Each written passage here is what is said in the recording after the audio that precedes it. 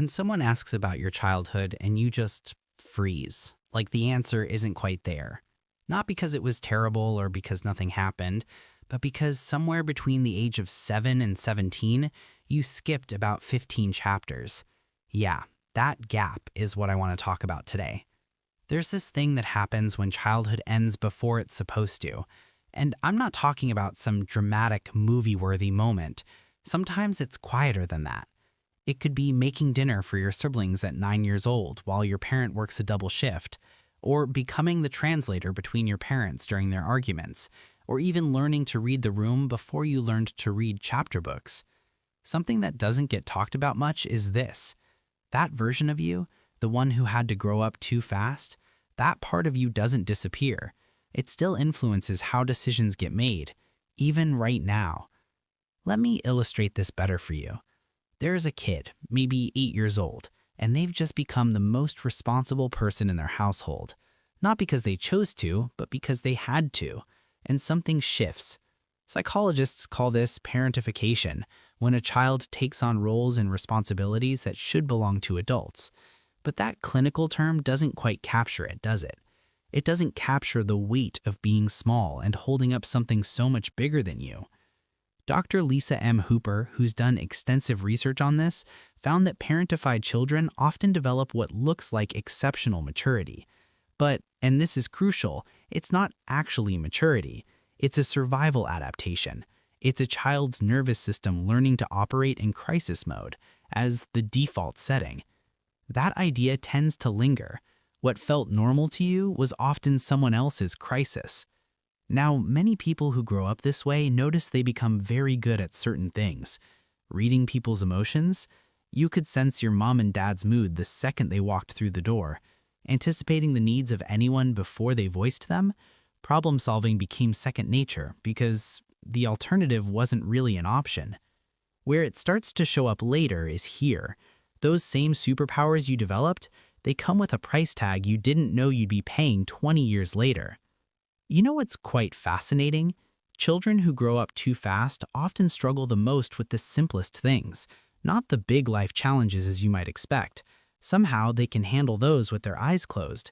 It's the small stuff, asking for help, resting without feeling guilty, being, I don't know, silly, carefree. Those feel almost dangerous to them. Because when you learned early on that the world doesn't stop for you and that your needs come second, that stability depends on your ability to hold it together. You didn't just learn a lesson, you built an entire operating system around it. And that system is still running. Let me tell you what this looks like in adulthood. Often, people like this become the ones others rely on in a crisis. The reliable one, the one who just handles things. You're attracted to people who need fixing. Now, I know that makes it sound like you have a savior complex, but it's actually because being needed feels like love. It's the only kind you learned to recognize. Relationships tend to get tricky. Intimacy feels exposing, because being vulnerable, that was a luxury you couldn't afford back then.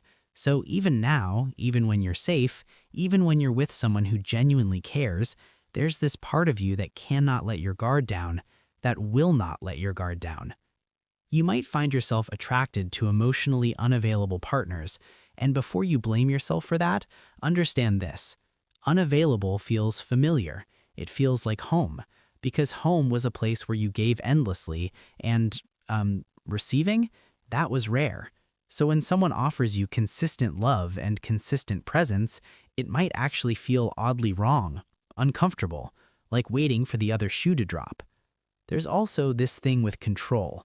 And no, I'm not talking about being controlling in the toxic sense, though sometimes it can manifest that way too. I'm talking about that deep, primal need to manage every variable in your environment, because unpredictability once meant danger and chaos, meant everything falling apart. So you plan, you overthink, a lot might I add.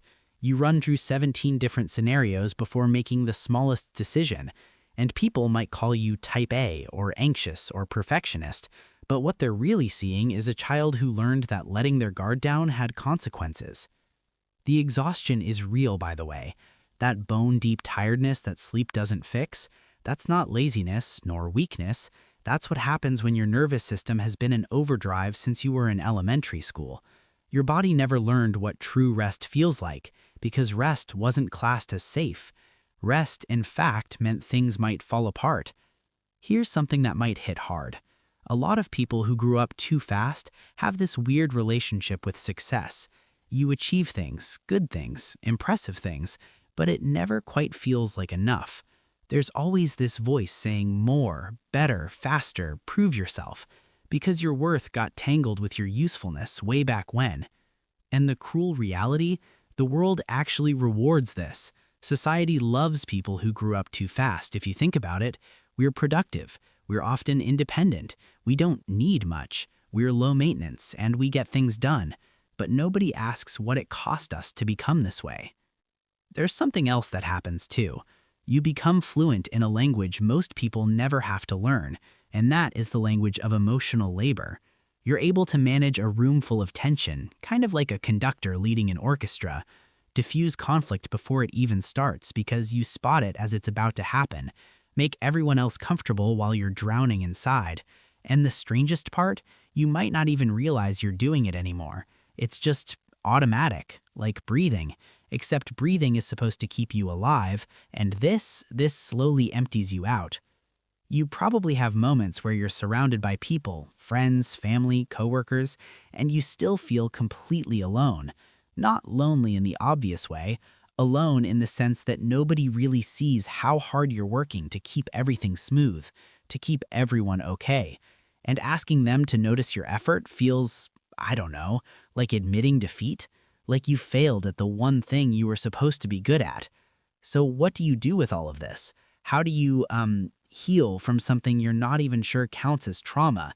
Because it wasn't one big event, it was 1,000 small moments of being too much and not enough at the same time. First, you have to grieve. And I know that sounds dramatic, but you're grieving something real. You're grieving the childhood you didn't get to have. The version of you who could have been messy and needy and irresponsible and still been loved. That kid deserved better. And saying that out loud doesn't make you ungrateful or bitter. It makes you honest about the truth. Secondly, you've got to learn, and this is the hard part, that being needed isn't the same as being valued. That your worth isn't measured by what you produce or how well you can manage other people's emotions. You are not a human doing. You're a human being, and being is enough. You're allowed to rest, to not have all the answers for once. You're even allowed to be the one who falls apart sometimes, and to receive without earning it first. And maybe most importantly, you're allowed to be a beginner at being taken care of, because that's what you are. The fact that you're 30, 40, or 50 doesn't change that you never really learned how to let someone else hold the weight. So be patient with yourself as you learn. That child who grew up too fast, they did an incredible job keeping everything together.